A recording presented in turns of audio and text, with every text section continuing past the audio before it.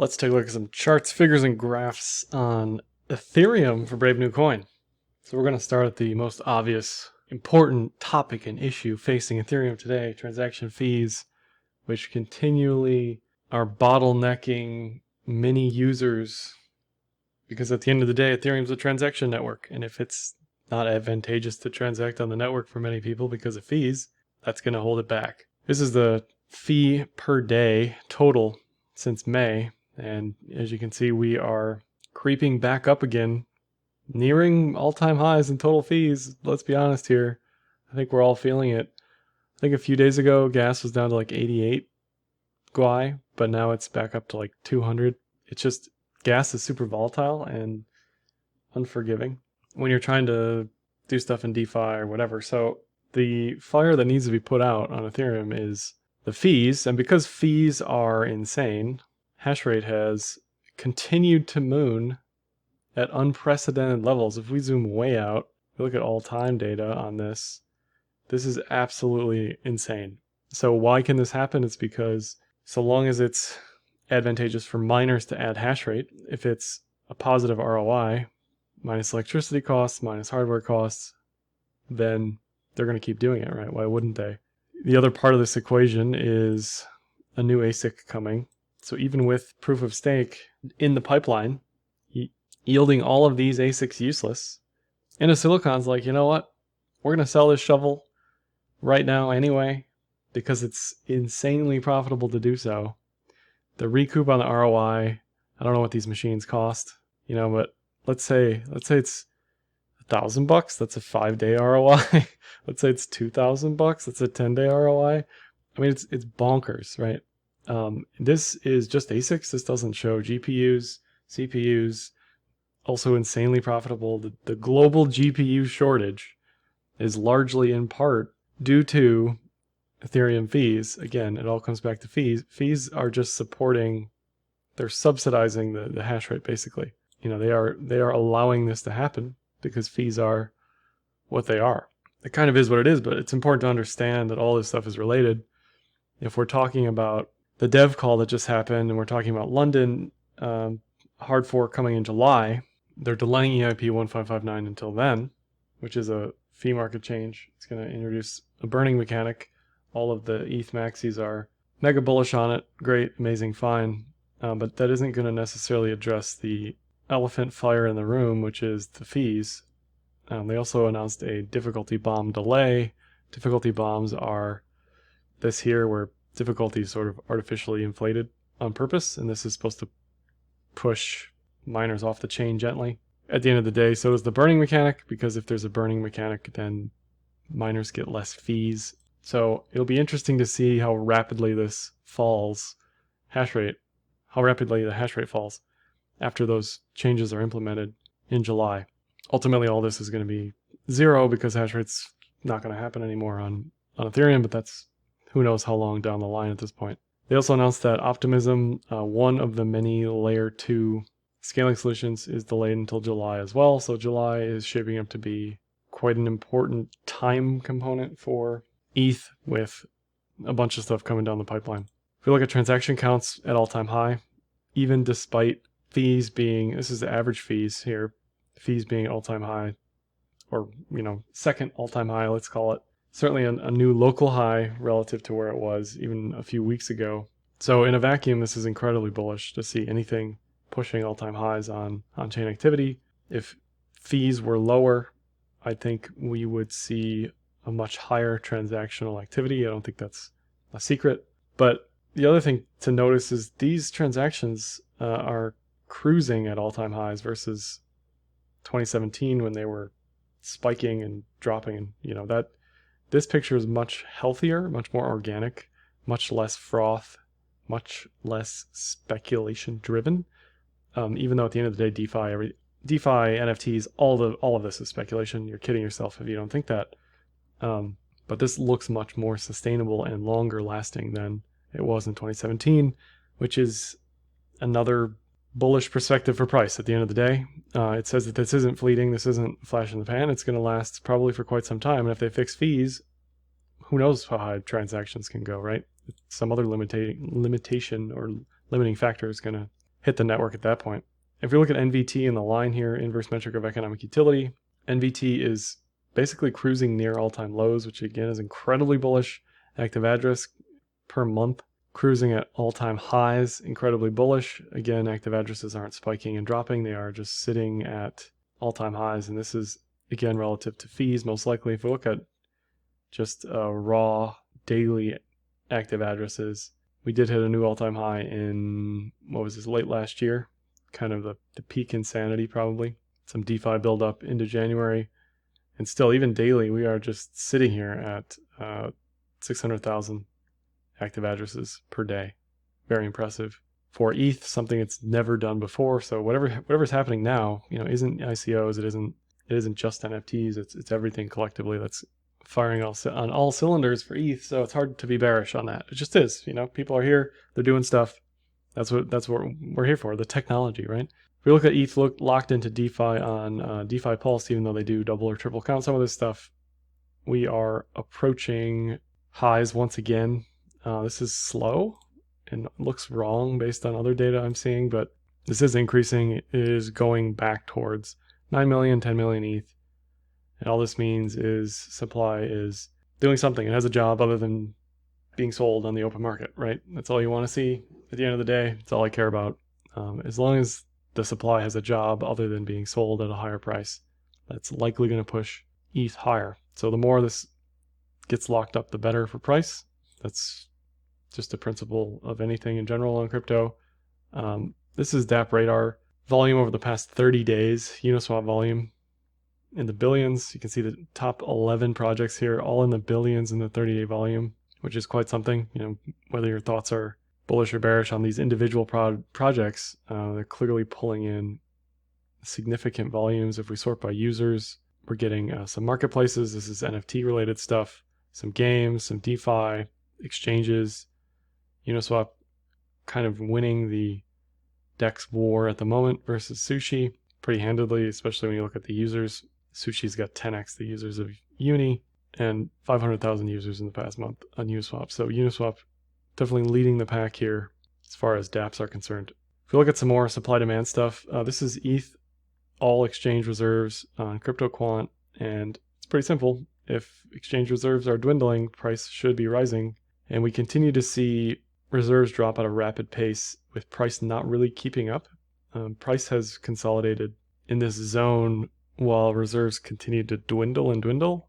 So to me, this is a bullish divergence because I'd expect a price reaction here sooner rather than later. So that immediately points to new all-time highs for me. Total value staked on ETH 2.0 contracts, 3.622 million ETH. Again, just supply and demand. If it's put in a certificate of deposit, if it's locked away, can't be sold. That's all I care about. I don't really care about why. As long as it can't be sold, great. Bullish for price. Hope this keeps increasing on all fronts. DeFi, this is Grayscale, all this stuff is great. Just suck it all up, suck all the supply up. So that's 3 million here, 3 million on 2.0, and there's only it's less than 20 million on exchanges now. So ETH is flying off the shelves, doing whatever makes the most sense for the individual user. But at the end of the day, it's going up and to the right. That's what you want to see. Even if you don't understand what all this stuff is, point being, it is getting enlisted to do stuff that isn't being sold on the open market. If we look at Google Trends for Ethereum, they actually hit an all-time high, which I figured more people would be talking about, but I don't know. Maybe not many people look at this stuff. Maybe somebody did talk about it and I didn't see it, but ETH Google Trends all-time high. Incredibly bullish. Again, bullish divergence on price.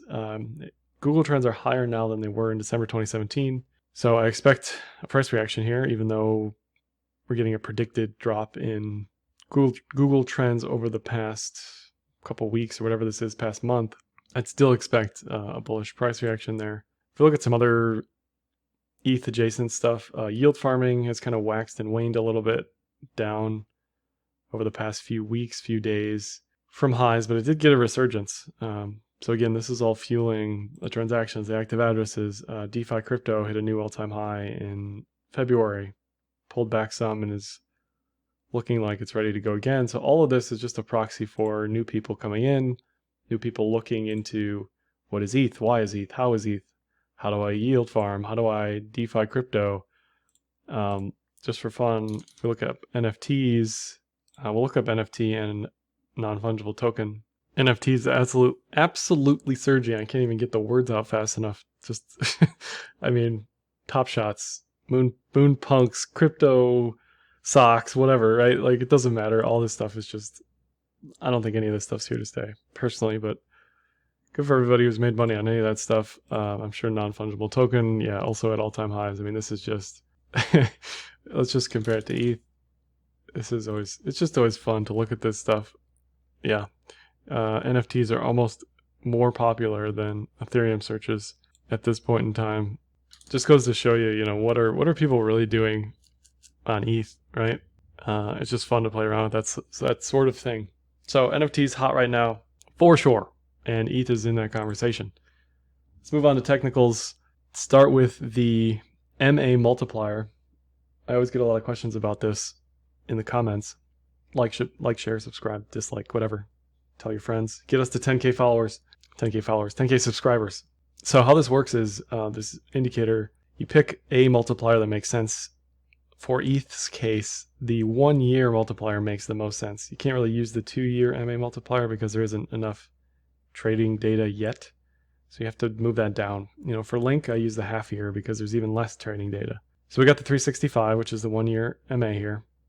And then we have 5 times in the red, the 365 MA. And then the white line is just the median line that I've added to just gauge how close we are between the two, where we're consolidating, that sort of thing.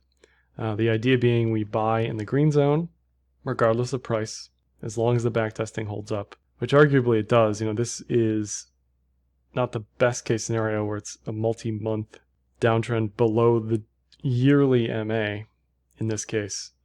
Ideally, you want to look for stuff like this on backtesting where it snipes the bottom over a couple weeks, right? Like that's where I want to buy safely. This doesn't look so great on backtesting because you're just holding and you're down so often. You're down so much throughout the whole trend, right? The bear trend. So depending on how you want to think of this, whatever your perspective, you know, risk tolerance, leverage, size, whatever, you can always buy through the entire downtrend on anything below this 365 and stop buying when it's above the green. And you can do the opposite on the bearish side or the all-time high side. When price gets below the red line, that's when you're hoping to be out of all of your position that you bought in the green, right? And in ETH's case, it did keep going without returning to that buy zone. You know, it went to the buy zone and then didn't go to the all-time high zone. So this isn't perfect, but it does help gauge your sentiment. You know, if we hit 3333 by July, then maybe that's time to let some of your position go, right? Based on this multiplier, based on this MA, which historically has been pretty good at sniping the tops. You know, it hasn't been so great at the bottoms, but the tops, it's been pretty convincing. So if we get close to this, you know, I'm going to be nervous for ETH. I'm going to be out of my ETH, getting out of my ETH, potentially shorting it depending on what it looks like. But this indicator certainly suggests massive upside is left still. So really that's also what you're looking at. Is it overbought? Is it oversold? Does it have upside? Does it have downside? So this looks fine to me. It looks bullish. It's consolidating around the median line. Looks ready for 3333 plus. You know, this is going to keep moving up with price. Just gauging the trend on the daily. I like using stuff like the cloud, stuff like the alligator fractal combo. So this is just 3 EMAs, the 5, the 8, and the 13. And this helps figure out, are we bullish? Are we bearish? Are we in between? Are we neutral? If these are green, red, blue with price above it, it's bullish. If they are blue, red, green, they're bearish. And the idea is you want to be long when we're above, short when we're below, and you can use the fractals as entries and stop losses. So I was stopped out of anything long here, and I'm re-longing here because we are above these EMAs again. The EMAs have flipped bullish. We are above the previous bull fractals, all 3 of them. So all of this looks incredibly bullish to me, especially this reconsolidation, sort of a support retest.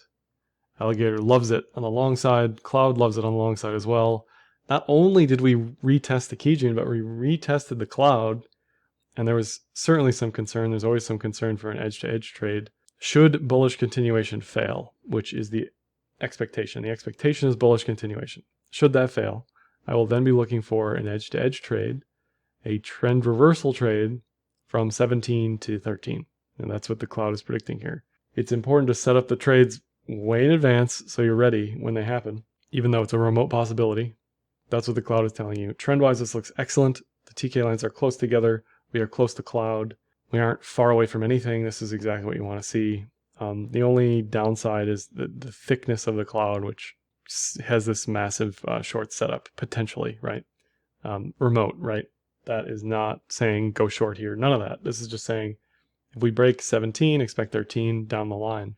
Otherwise, trend looks great on this, as it does the alligator. If we pop on a Pitchfork, we are currently way above the Pitchfork, way above the median line. Luckily, the 200-day moving average has moved up significantly since January, and downside is kind of probably limited to like 1200, right? And that again matches this 17 to 13 short setup. So if that trade presents itself, I will take it, but it's certainly not an expectation. Our 5-yearly pivot is at 2500, and when I look at stuff like this, I'm reminiscent of this Pitchfork on BTC. Now this was a multi-year Pitchfork that was textbook for controlling the trend, basically, as far as buy zone, sell zone. And in ETH's case, we are kind of here in the BTC 2017 cycle, and where we went from there. This was we 10x'd basically from a break above the Pitchfork. So a 10x from here would be 20,000. It's kind of ironic that the setups look similar and the prices are also similar at this level. So this isn't a multi-year Pitchfork. It's not as convincing, but nevertheless, we are above it rather strongly. Something else to mention is after all was said and done and the bubble popped, we did retrace to the median line of this Pitchfork and then some. So I will continue to watch this. Maybe we don't 10x, maybe we just 5x or something. I don't know, but I'll still be watching for a touch of this median line when I'm short and looking at targets to the downside. This median line will come into play. Mark my words, remind me in 2025 what happened, because I can guarantee that this will eerily come into play way down the line. Whether it's 2000, whatever, it's going to keep increasing, but it's worth paying attention to.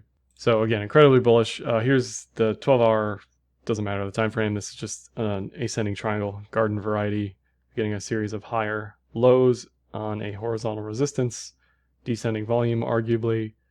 Now this may continue to bounce around.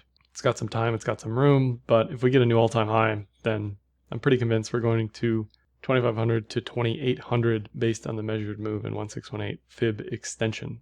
So even if this gets denied again, right, I don't care. I'm still bullish. It still looks crazy bullish to me.